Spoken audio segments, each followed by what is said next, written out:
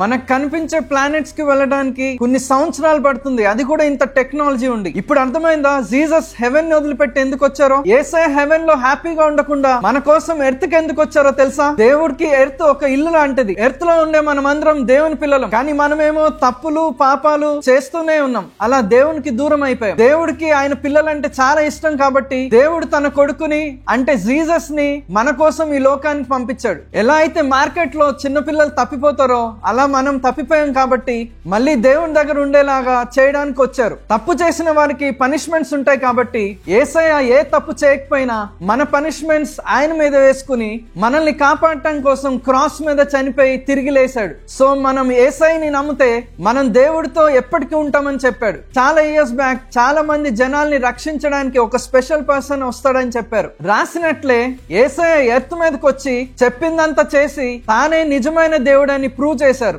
దేవుడు ఎలా మాట్లాడతాడో, ఎలా లవ్ చేస్తాడో, ఎలా క్షమిస్తాడో, ఎలా హెల్ప్ చేస్తారో తెలుసుకోవాలంటే యేసయ్యని చూస్తే అర్థమవుతుంది. యేసయ్య చాలా దయ చూపించేవారు, జెంటిల్ గా ఉండేవాడు, అందరిని ప్రేమించేవారు, హంబుల్ గా ఉండేవారు, పేదవారికి హెల్ప్ చేసేవారు, సిక్ పీపుల్ ని హీల్ చేసేవారు, తప్పు చేసిన వారిని కూడా క్షమించేవారు. మనం కూడా ఇలాగే బ్రతకాలని చూపించడానికి వచ్చారు. యేసయ్య దేవుని కింగ్డమ్ ఎలా ఉంటుందో చెప్పాడు. ఒక హ్యాపీ హోమ్ అని, అక్కడ మనం ఎప్పుడు హ్యాపీగా దేవునితో ఉండొచ్చు అని చెప్పారు. యేసయ్య మన కోసం ఎందుకు వచ్చాడో అండ్ దేవుడు ఎంత ప్రేమిస్తున్నాడని.